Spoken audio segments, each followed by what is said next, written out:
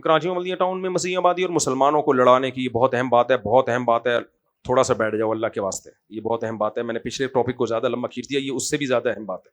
کراچی میں بلدیہ ٹاؤن میں مسیحی آبادی اور مسلمانوں کو لڑانے کی ایک سازش کی گئی, جس میں مسلمانوں کے ایڈریس میں کچھ لفافوں کے اندر مقدس اوراق کو جلا کر بھجوایا گیا. اس سے عوام میں اشتعال پیدا ہوا, ہجوم اکٹھا ہو گیا. ہمارے علماء اور اداروں کے بروقت ایکشن سے عوام مطمئن بھی ہوئی اور بہت بڑا سانحہ ہوتے ہوتے رہ گیا. مفتی زبیر صاحب اور دیگر مفتیان کرام نے عوام کو اس موقع پر ٹھنڈا کیا اور حکومتی ذمہ داروں نے بھی غفلت نہیں دکھائی. اگر اسی طرح علماء اور حکومت مل کر خود سے ان واقعات کو سیریس لیں تو یہ جذباتیت اور حادثات کافی حد تک ختم ہو جائیں گے. بہترین بات کی ہے, مسیحی برادری میں, مسیحی علاقوں میں کسی کمبخت یہ شرارت کی ہے, لفافوں میں قرآن کے جلے ہوئے اوراق بھیجے. اس کا اچھا یہ نہیں پتا کہ مسلم نے کیا یا غیر مسلم نے کی ہے, یہ نہیں پتا, کوئی سازشی نے کی ہے. وہاں پر یہ تھا کہ جب یہ لفافے کھلیں گے تو ہم یہاں چھاپا ماریں گے, دیکھو قرآن کے اوراق انہوں نے جلائے ہیں. تو الحمدللہ بروقت اس سازش کو پکڑ لیا گیا, اور یہ پکڑا بھی علماء نے اور گورنمنٹ نے مل کے یہ کام کیا ہے. تو اس کا مقصد آپ کو یہ بتانا ہے کہ فوراً مشتعل نہ ہو جایا کرو. پاکستان میں بسنے والے ہندو ہوں, سکھ ہوں, مسیحی ہوں, کوئی بھی نبی کریم صلی اللہ علیہ وسلم کے گستاخ نہیں ہے. کل جامعۃ الرشید میں جلسہ ہوا ہے, الحمدللہ اس جلسے میں شیعہ لوگوں کو بھی بلایا, علماء کو, اہل حدیث کو بلایا, بریلویوں کو بلایا, سکھوں کو بلایا, ہندوؤں کو بلایا, ہندو کے پنڈت آئے ہوئے تھے, اور مسیحی برادری کے لوگ آئے ہوئے تھے, سب آئے ہوئے تھے. جو شیعہ لوگ تھے انہوں نے فضائل صحابہ بیان کیے.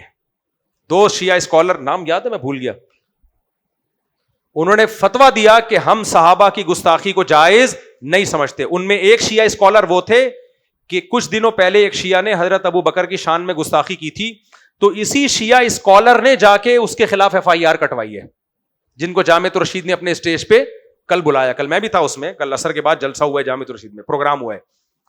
تو ہر فرقے میں ایسے معتدل لوگ موجود ہوتے ہیں جو اس طرح کی گستاخیوں کو پسند نہیں کرتے. میں تو شیعہ عالم سے ملا, میں نے کہا آپ نے تو کمال کر دیا.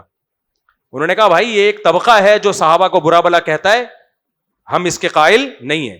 کچھ لوگ کہتے ہیں یہ تقیہ کر رہے ہیں, اتنے بڑے جلسے سے ایک بندہ خطاب کر رہا ہے, ویڈیو میں ریکارڈ ہو رہا ہے, تو ہم تو ظاہر کے مکلف ہے نا. اگر کوئی منہ سے اچھی بات کر رہا ہے تو میں اس کو بولوں تقیہ کر رہا ہے, جھوٹ بول رہا ہے, تو یار یہ کون سا طریقہ ہے, اس سے جھوٹ پیدا ہوتا ہے. تو میں نے کہا آپ نے تو دل جیت لیا ہمارا. دوسرے اسکالر نے بھی یہی بات کی ہے. تو مجھے اندازہ ہوا کہ سارے شیعہ ایک جیسے, دیکھو شیعہ مسلک کو میں درست نہیں کہہ رہا, ہمارا اختلاف ہے شیعوں سے, جیسے اہل حدیث سے بھی اختلاف ہے, بریلویوں سے بھی اختلاف ہے. اختلاف رکھنا یہ تو زندہ قوموں کی علامت ہے, ہر شخص کی ایک رائے ہوتی ہے, لیکن یہ اختلاف آج سے نہیں ہے, صدیوں سے ہے. تو صدیوں سے جیسے تمیز سے زندگی گزار لی, تو ابھی بھی گزاری جا سکتی ہے کہ نہیں جا سکتی. اختلاف ہندوؤں سے بھی ہے یا نہیں ہے ہمارا, لیکن کیا مطلب جا کے توڑ پھوڑ شروع کر دیں. ہمارے لیے ہمارے نبی کی تعلیمات ہیں کہ جب کوئی غیر مسلم اسلامی ریاست میں رہتا ہے اس کے بالکل وہی حقوق ہیں جو کسی مسلمان کے ہیں. تو ہمارے نبی نے ہمیں یہ آرڈر دیا ہے. تو اتنا اچھا لگا, وہ ہندوؤں نے بھی تقریر کی, ہندو پنڈت نے آ کے کہا کہ ہم تمام ہندو محمد صلی اللہ علیہ وسلم سے اتنی ہی محبت کرتے ہیں جتنی مسلمان کرتے ہیں. ایک پازیٹو میسج گیا نا. کیا خیال ہے بھائی؟ سکھ بھی آئے تھے, انہوں نے بھی یہ بات کہی ہے, اور ہمارے جامعۃ الرشید کے مفتی عبدالرحیم صاحب نے بھی یہ بات کہی. ان غیر مسلموں کو بتایا کہ اگر آپ پر کوئی مسئلہ آیا تو ہم اپنے مسئلے کو چھوڑ کر سب سے پہلے کس کا مسئلہ حل کریں گے؟ آپ کا مسئلہ. تو ملک میں یہ محبت کو فروغ دینے کی ضرورت ہے. باقی دین اور مذاہب اور مسلکوں میں اختلاف پہلے بھی تھا, اب بھی رہے گا. وہ ڈیبیٹ کی حد تک صحیح ہے. سمجھ میں آ رہی ہے بات؟ کس حد تک صحیح ہے؟ وہ ڈیبیٹ کی حد تک صحیح ہے, بحث کی حد تک صحیح ہے. تو زندہ قومیں ڈیبیٹ بھی کرتی ہیں, لیکن یہ جو چل رہا ہے نا ہماری سوسائٹی میں, اڑا دو, پھوڑ دو, جلا دو, ٹھش پیش, اور یہ عاشق رسول بنتے ہیں. پھر وہی ہوا جو عیسائیوں کی بستی کو کچھ وقت پہلے جلا دیا تھا, اب یہاں بھی جلانے کی سازش تھی. تو نبی کے عشق میں ہمیں اعتدال کراس کرنے کی اجازت, لمٹ کراس کرنے کی اجازت نہیں ہے. یہ نبی کی تعلیمات نہیں ہے. تو میں نے اور آپ نے ان تمام مذہبی لوگوں کا بائیکاٹ کرنا ہے جو آپس میں لڑانے کا کام کر رہے ہیں, ایک دوسرے پہ طنز کر رہے ہیں, چاہے وہ کسی بھی مسلک کے, کسی بھی مذہب کے ہوں. یہ کرو گے کہ نہیں کرو گے؟ سوشل میڈیا پہ جو بھی ایگریسونیس دکھا رہا ہے जज्बाती बन रहा है, उड़ा दो, फोड़ दो, ये कर दो, वो कर दो। आप सब ने उसको कुछ गालियां मैं आपको अलग में आके बताऊंगा, मस्जिद में बताने की नहीं है। वो गालियां कॉपी पेस्ट करके अपने पास रखें, वो तमाम गालियां, और उसके साथ ये लफ्ज भी लिखें कि इस कायनात में जितनी गालियां हैं वो भी, और जितनी गालियां मुस्तकबिल में ईजाद होंगी। मुल्ला नसीरुद्दीन बाजार में जा रहे थे तो गलती से एक बुढ़िया के साथ टक्कर हो गई उनकी। अब गलती हो गई, इन्होंने सॉरी की, लेकिन बुढ़िया ने एक मोटी सी गाली निकाली मुल्ला नसीरुद्दीन को। मुल्ला साहब को गुस्सा आया, इन्होंने भी जवाब में गाली निकाल दी, जो गलत किया लेकिन निकाल दी गाली। बुढ़िया को फिर गुस्सा आया, उसने एक और गाली निकाली, मुल्ला साहब ने भी एक निकाल दी।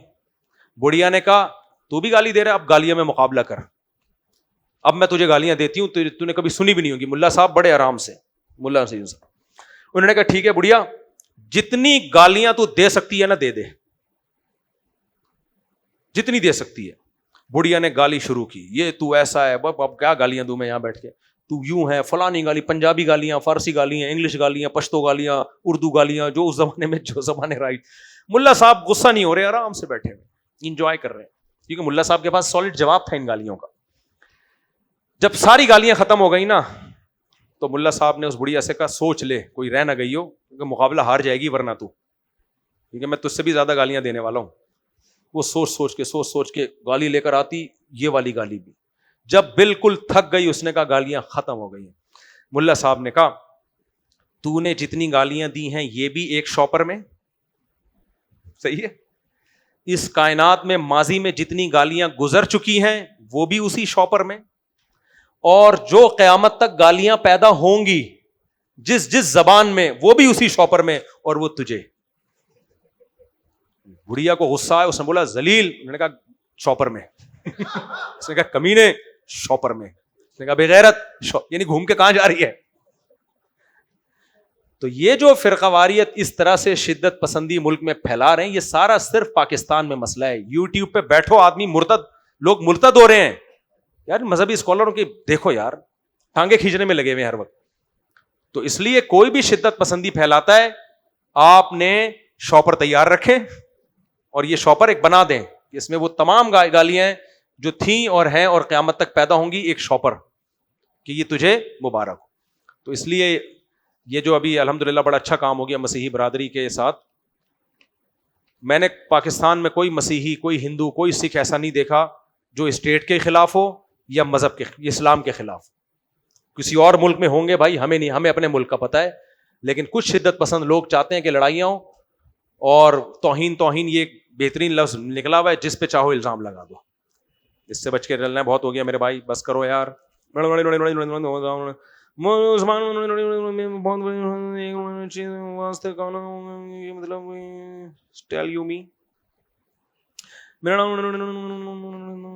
चीज से भाई ये सवाल वाज़े पूछा करो। अब इन्होंने, मेरा नाम मोहम्मद आफाक अहमद, मैं खुसूसी आपसे मिलूंगा मालूम से। कहाँ है आफाक अहमद, कहाँ है? ठीक है बैठ जाए, भी बुलाता हूँ आपको। आ जाओ इधर ही आ जाओ। वो मुझे बोलता है अक्सर भाई लड़कियों की बातें कर रहे हैं, अस्सलाम वालेकुम, क्या हाल है? बहुत गंदे गंदे अल्फाज लिखे हुए पागल के बच्चे ने, टाइट। मैं अपने, और भाई खैरियत से हो? दोबारा आ जाओ ना, तवज्जो नहीं थी मेरी। बाजोड़ स्टेशन, मालाकंड, बाजोड़ वाले लोग बाजवड़ बोलते हैं, बाजवड़ ना पुश्तो, और आप मालाकंड स्टेशन। चलो अल्लाह खुश रखे आपको। आपका चेहरे से लग रहा है कराची स्टेशन नहीं है, चेहरा बता देता है कि ये स्टेशन, ये KPK का और वजीरिस्तान का पानी है। थोड़े दिन कराची में रहोगे ना, जब वापस जाओगे तो लोग गांव में घुसने नहीं देंगे, बोलेंगे कोई गैर आ गया हमारे इलाके में। मैं अपने पैसों से अपने शौहर को उम्रे पे ले जाना चाहती हूँ, हमारे घर वाले सुने, अल्लाह करे। मेरी सास जो कि ज़ईफ़ुल उम्री 76 साल की हैं, हज कर चुकी हैं, वो भी साथ जाना चाहती हैं। मैं वहाँ इनकी जिम्मेदारी उठाने से कासिर हूँ, क्या मैं इनको मना कर सकती हूँ? दूसरी सूरत में उम्रे के लिए नहीं जा सकूंगी। हाँ 76 साल ज़ईफ़ुल उम्र हैं, देखो मना कर तो सकती हो आप, लेकिन ना करो तो ज़्यादा अच्छा है। शौहर का दिल जीत लोगी अगर शौहर की बूढ़ी माँ की खिदमत करोगी। 76 साल की बेचारी सास है, अल्लाह उनको ज़िंदगी दे, कल वो दुनिया से जाएंगी तो शौहर सारी ज़िंदगी याद रखेगा कि मेरी बीवी ने मेरी माँ की خدمت کی تھی. میں ایک ایسے بندے کو جانتا ہوں, اس کے اپنی بیوی سے بہت اختلافات ہوتے تھے, لیکن اس کی بیوی نے اس کی بوڑھی ماں کی خدمت بہت کی. وہ مجھے خود آ کے بتا رہا تھا, میں نے اپنی بیوی سے کہا 7 خون معاف کر دیے میں نے تیرے, صحیح ہے نا, جو کچھ تو نے زندگی میں کیا میں نے معاف کیا, کیونکہ تو نے میری ماں کی خدمت کی ہے. تو غیرت مند میاں اپنی خدمت سے اتنا خوش نہیں ہوتا جتنا اپنی ماں کی خدمت سے. مسئلہ تو یہی ہے کہ منع کر سکتی ہو, اب 76 سال میں سنبھالنا آسان نہیں ہے, مسئلہ تو یہی ہے کہ منع کر سکتی ہو کہ بھائی مشکل ہو جائے گا سفر میں. اور اب ہر عورت چاہتی ہے اپنے شوہر کے ساتھ اس کی پرائیویسی بھی ہو, وہ سفر کرنا چاہتی ہے, اس میں ساس جیسا عظیم رشتہ آ جائے تو آپ خود سمجھدار ہیں, ٹھیک ہے نا. لیکن دل جیتنا ہے. میاں اگر اس قابل ہو, میاں ہی اگر غیرت لیس ہے تو پھر تو اس کی ماں کی جتنی خدمت کرو میاں پہ کوئی اثر نہیں پڑتا. غیرت آدمیوں کی میں بات ہی نہیں کر رہا, میں غیرت مندوں کی بات کر رہا ہوں. غیرت مند آدمی کی ماں کی خدمت اگر اس کی بیوی کر لینا, وہ کہتا ہے بس سب کچھ معاف ہے, تو نے میرا دل جیت لیا, میری ماں کو تو نے عزت دے دی, تو اس پہ خوش ہو جاتا ہے. تو اس لیے کر لیں خدمت, بوڑھی ساس کی خدمت کر لیں. شوہر, اب مجھے نہیں پتا ان کا شوہر انسان کا بچہ ہے یا نہیں ہے. انسان کا بچہ ہوگا تبھی تو اپنے میاں کو اپنے خرچے پہ عمرے پہ لے کے جا رہی ہے. اچھا میرے بوئی, یہ بھی ہو گیا میرے بوئی. چلو السلام علیکم. ایک سوال بھائی کا, بھائی صاحب, ہاں جلدی جلدی اسپیڈ. السلام علیکم. وعلیکم السلام. ابے مائک منہ پہ قریب کر لو, آن تو کرو. یہ بھی غلطی ہو رہی ہے آپ سے. السلام علیکم. مفتی صاحب ایک غلطی ہوئی تھی لیکن وہ میں نے درست کر دی تھی. ہاں, چرپائی پہ مصلی بچھا کے میں نماز پڑھ رہا تھا, 2 رکعت پڑھ لی تھی, لیکن بندے آ گئے, ان لوگوں نے مجھ سے کہا کہ سلام پھیرو, آپ مسجد میں جا کے پڑھو, چرپائی پہ نماز نہیں ہو سکتی. نفل نماز پڑھ رہے تھے؟ نہیں, عشاء کی پڑھ رہا تھا. فرض فرض بیٹھ کے چارپائی پہ؟ نہیں کھڑے ہو کے, کیونکہ وہ تھوڑا دروازہ بند, تھوڑا سا مسئلہ. نماز تو ہو گئی ہے لیکن زمین پہ کھڑے ہو کے نماز پڑھا کریں. میں نے سلام پھیر لی تھی, میں گیا مسجد میں, ادھر ہی کر لی پھر اسی وقت جا کے. بس ٹھیک ہے, ہو گئی لیکن چارپائی پہ کھڑے ہو کے نہ پڑھیں, تمیز سے زمین پہ یا مسجد نہ. ہو گئی نماز, ہو گئی. اچھا نماز ہو سکتی ہے کہنے کا مقصد ہے. اگر کوئی مسئلہ بری ہو, بات کوئی ہے نا, وجہ ہو, جب کوئی چارپائی پہ جھولتے رہو گے نماز کے خشوع و خضوع کے بھی منافی ہے, تو مکروہ ہے, بری بات ہے. اچھا مطلب کہ مکروہ ہے. ہاں جی جی. السلام علیکم. مفتی صاحب میرا سوال یہ کہ اولاد کی تنخواہ پر والدین کا کتنا حق ہے, چاہے وہ اولاد میرڈ ہو یا ان میرڈ ہو, دونوں صورتیں میں پلیز. اولاد کی تنخواہ پر والدین کا کتنا حق ہے؟ اگر والدین محتاج ہیں, جیسے ابا کی جاب ہی نہیں ہے, بوڑھے ہو گئے, ریٹائر ہو گئے, تو پھر تو ابا کے تمام تر خرچے اولاد پر ہے, اماں کے بھی اور ابا کے بھی. لیکن اگر ابا کما رہے ہیں یا ابا کی پینشن آتی ہے جس میں ان کا اپنا اچھا گزارا ہو رہا ہے, تو پھر اولاد پر, باپ پر خرچ کرنا قانونی لحاظ سے, شرعی لحاظ سے واجب نہیں ہے. البتہ ترغیب ہے, انت و مالک لابیک. اولاد کو چاہیے یہ سمجھے کہ میں اور میرا مال سب کس کا ہے؟ میرے باپ کا ہے. لیکن یہ اخلاقی حکم ہے اسلام کا. اسلام کا قانون یہی ہے کہ باپ اگر کما رہا ہے اور اپنے خرچے اس کے اپنی جاب سے, اپنی آمدن سے, اپنے بزنس سے, اپنے پینشن سے پورے ہو رہے ہیں, تو اولاد کا مال وہ اس کی پرمیشن کے بغیر استعمال نہیں کر سکتا. قانون یہی ہے. تو پھر اولاد کو رائٹ ہے کہ وہ روک سکتی ہے کہ بھئی جب آپ کروانے تو میں, کیونکہ جو بھی کماتا ہے تو شرعی طور پر وہ خود اس کا مالک ہوتا ہے. تو ضرورت کے وقت تو والدین پہ خرچ کرنا واجب ہوگا, ضرورت نہیں تو خرچ کرنا واجب نہیں ہے. مفتی صاحب بعض ماں باپ یہ کرتے ہیں, زبردستی بچوں کی ساری آمدن لے کے رکھ لیتے ہیں, بیٹا پھر سروائیو بھی نہیں کر پاتا. یہ غلط ہے, اس کے سوسائٹی کو نقصانات ہوتے ہیں. اس کو بھی جینے دو, صحیح ہے نا, اس کو بھی اپنی زندگی گزارنے دو. جی مفتی صاحب میرا سوال یہ ہے کہ اکثر آپ کے بات کاٹ رہا ہوں, سوری بات کاٹ رہا ہوں. مجھے یاد ہے ہماری جب تنخواہ شروع ہوئی تو ہم نے ارادہ کیا تھا, میرے بڑے بھائی نے بھی, کہ ساری تنخواہ اپنے والد صاحب کے لا کے دیں گے, بس آپ ہی ہمیں کھلاؤ. اولاد کا یہی جذبہ ہونا چاہیے. میرے بڑے بھائی کی جب جاب لگی تو پوری تنخواہ انہوں نے لا کے والد صاحب کو پکڑا دی کہ بس یہ جیسے ہم پہلے کھا رہے تھے تو آپ ہی کھلائیں, سارے پیسے آپ کے. لیکن ہمارے والد صاحب نے پوری تنخواہ واپس کر دی کہ نہیں بھائی اب تم کما رہے ہو, اپنا خرچہ خود اٹھاؤ, میں کیوں رکھوں. ٹھیک ہے, تو یہ جذبہ ہونا چاہیے. باپ کہے کہ نہیں بیٹا خود رکھو, بیٹا کہے کہ نہیں ابا آپ رکھو, پھر گھر کا ماحول اچھا بنتا ہے. ہمارے یہاں الٹا چل رہا ہے, باپ کہہ رہا ہے ادھر دے, سارا مجھے دے. میں نے کھلایا, میں نے سارا لے کر آیا, اور بیٹا کہہ رہا ہوتا ہے ایک دھیلا بھی نہیں دوں گا. تو باپ بیٹے کا رشتہ کہاں گیا پھر؟ یہ تو جمشید صاحب ہو گئے اور یہ وسیم ہو گیا. صحیح ہے نا, ڈیڈی پاپا تھوڑی ہوئے پھر یہ. چلیں. مفتی صاحب آپ کا ایک بیان اکثر سنا ہے کہ اگر کوئی بیوہ عورت ہو یا طلاق والی ہو, اس سے شادی کرنا ثواب بھی ہے. پھر اگلی کواری, تو ایک لڑکی ہے اس پر بہت ظلم ہوا ہے 3 سال تک, پھر وہ طلاق ہو گئی ہے, لیکن ابھی گھر والے یہ بات نہیں مان رہے کہ نہیں طلاق والی آپ نہ کرو. تو آپ کا اس بارے میں کیا یار مشورہ ہے؟ ایک دفعہ تمہیں 20 سال سے سمجھا رہا ہوں, گھر والوں کی ایسی کی تیسی کیوں نہیں سمجھ میں آ رہا ہے؟ یہ جملہ یاد کیوں نہیں کر لیتے؟ تمہاری بہن بیٹی کو اللہ نہ کرے کل طلاق ہو اور اس کا کوئی رشتہ آئے اور لڑکے کے ابا منع کر دیں, اماں منع کر دیں, تمہیں کتنا غصہ آئے گا کہ یار ہماری بہن کے لیے ایک امید ہوئی تھی اور اس کی اماں نے منع کر دیا لڑکے کی. تو اللہ تعالیٰ نے جب آپ عاقل بالغ ہو گئے تو آپ خود بھی تو کچھ فیصلے کرو نا. میں اگر امی سے پوچھ کے چلتا تو میں تو نہیں کر پاتا. آج میرے 19 بچے تھوڑی ہوتے. میری امی تو نہیں قائل تھیں اس کی کہ دوسری شادی کرو. ہم امی کے پاؤں پکڑتے تھے, امی ایسے یوں کر کے ٹھک مارتی تھی کہ چلو دباؤ کوئی رشتہ لینے.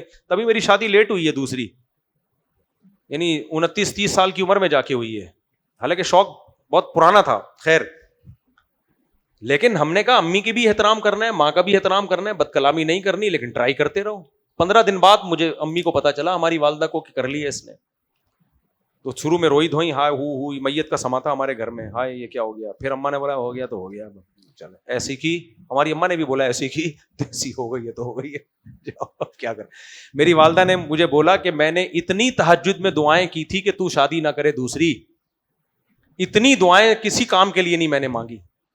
کہہ رہی اتنی دعائیں کی کہ پھر بھی اگر ہو گئی ہے نا, اس کا مطلب قدرت کی منشا یہی تھی, بس اللہ یہ چاہتا تھا. کہہ رہی ورنہ اچھا میری والدہ عاملوں کے پاس نہیں جاتی تھی, ہمارے خاندان میں ہمیں اللہ نے جن چڑیل بھوت سے الحمدللہ بچایا ہے.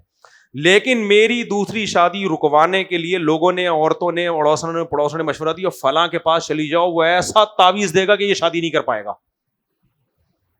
اللہ معاف فرمائے, میری والدہ میری شادی رکوانے کے لیے ایک عامل کے پاس چلی گئی.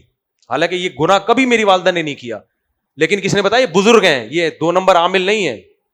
اب والدہ کو یہ خیال ہوا کہ چلو یار ایک ٹرائی کر کے دیکھ لو, یہ تو پاگل ہوا ہے, اس کا دماغ یہ کنٹرول میں نہیں آ رہا.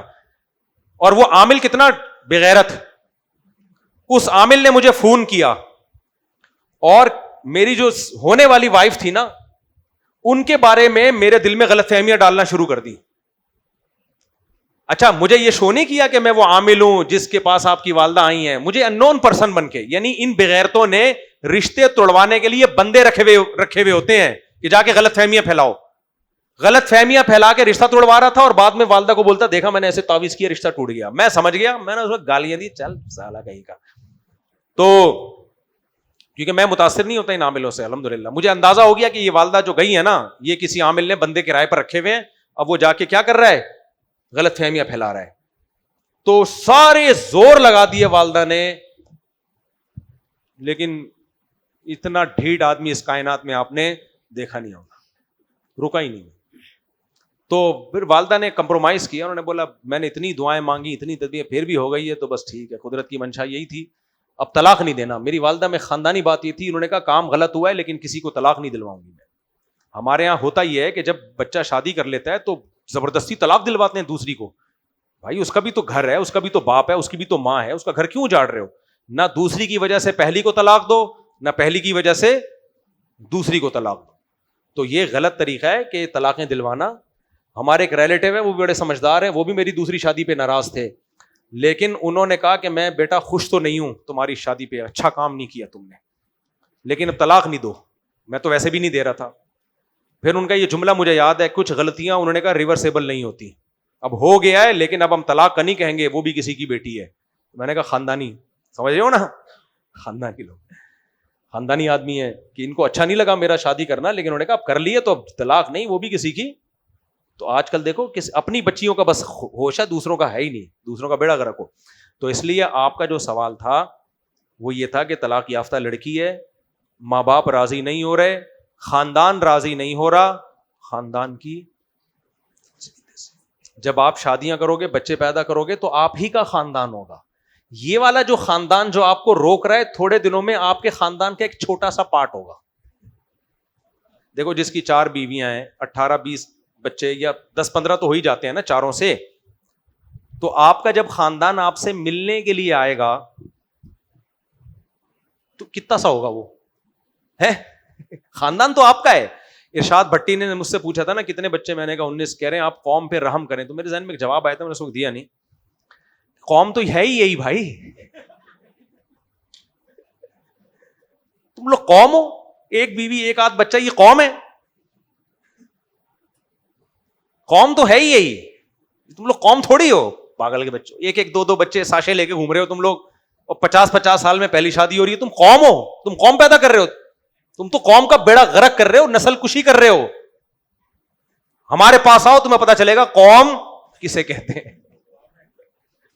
یہ قوم, اللہ برکت دے, نظر بس سے بچائے اللہ تعالیٰ. مجھے ڈر لگتا ہے تم لوگ کی کمبختوں کی نظر نہ پڑ, تم لوگ سوری کمبختوں تمہیں نہیں کہنا چاہیے, نظر نہ لگا دو تم لوگ. ابے گھر بچے ہوں, گھر والے ہوں, سسرال ہوں, سالیز ہوں, سالیاز ہوں, بچوں کے چاچے مامے پھپھے تائے, اور بیٹے بھی ہوں, بیٹیاں بھی ہوں, داماد بھی ہوں, پوتے بھی ہوں, نواسے بھی ہوں.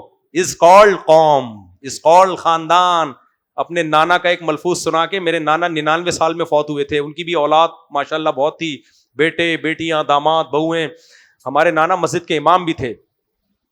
تو ایک دن ہمارے نانا سے چندے وندے نہیں لیتے تھے. لوگ فوراً کمنٹ کر رہے ہیں اصل میں چندے کی پلائی پہ, 1 روپیہ میرے نانا نے کبھی چندہ نہیں لیا. بہت تھوڑی آمدن میں گزارا کیا, اور فوج سے, آرمی میں بھی تھے نا, تو فوج سے ریٹائرمنٹ کے بھی پیسے آتے تھے.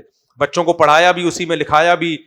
اور ہمیں پتا ہے استغنا کھلانا جانتے تھے, کھاتے نہیں تھے. ان کا تو سخاوت مشہور تھی. سرگودا میں آج بھی جائیں لوگ ان کی سخاوت کی تعریف کریں گے. تو ان سے جب لوگ پوچھتے تھے, کہتے تھے مولوی صاحب گھر میں خیریت ہے؟ وہ کہتے تھے خیریت کم بختوں کے ہاں ہوتی ہے, جن کم بختوں کی اولاد ہی نہیں ہوتی. کوئی گھر میں ہے ہی نہیں تو خیریت ہی خیریت ہے. کہہ رہے ہیں ہمارے تو بیٹے بیٹیاں, کبھی کسی کا سر پھٹا ہوا ہے, کبھی کسی کے گھٹنے میں چوٹ آئی ہوئی ہے, کبھی کوئی گھنٹی بجا کے بھاگا پکڑا گیا, محلے والا سے پٹ رہا ہے, اس کو بچانے جا رہے ہیں. کہہ رہے ہیں ہمارا تو خاندان ہے, خیریت تم جیسے کم بختوں کے یہاں ہوتی ہے. جہاں کوئی خاندان ہوتا ہی, دیواریں دیکھتے رہو, 1000 گز کے بنگلوں کی ڈیفینس میں جاؤ نا, 1000 گز کا بنگلہ ہے, دیواریں دیکھ رہے ہیں, یہاں سے شروع ہو کے وہاں پہنچنے میں آدھا گھنٹہ لگتا ہے اس واش روم میں, بیچ میں کوئی بندہ ہی نہیں ہے. ہم تو آئے, اللہ کا شکر ہے ابھی ترکی سے میں آیا ہوں, پتا چلا بچی کو وہ جھولا جھولتے ہوئے سر پہ چوٹ لگ گئی, بلیڈنگ ہو رہی ہے, ہاسپٹل لے کر گئے, پٹی وٹی ہو گئی, ٹھیک ہو گئی. دوسرے کا پتا چلا کہ جی وہ اس کے پتہ نہیں کوئی نزلہ ہو گیا ہے, کھانسی ہو گئی ہے, کیا ہو گیا ہے, سب چلتا ہے بھائی. تو بچوں کی خوشیاں ان کی ٹینشنوں سے زیادہ ہیں. سمجھ میں آ رہی ہے بات؟ جو خوشیاں ہیں نا بچوں کی, وہ ٹینشنوں سے زیادہ ہیں. اس لیے آئندہ مجھ سے یہ کوئی کسی نے پوچھا نا قوم پہ رحم کرو, تو مجھ سے اچھے جواب کی امید نہ رکھے.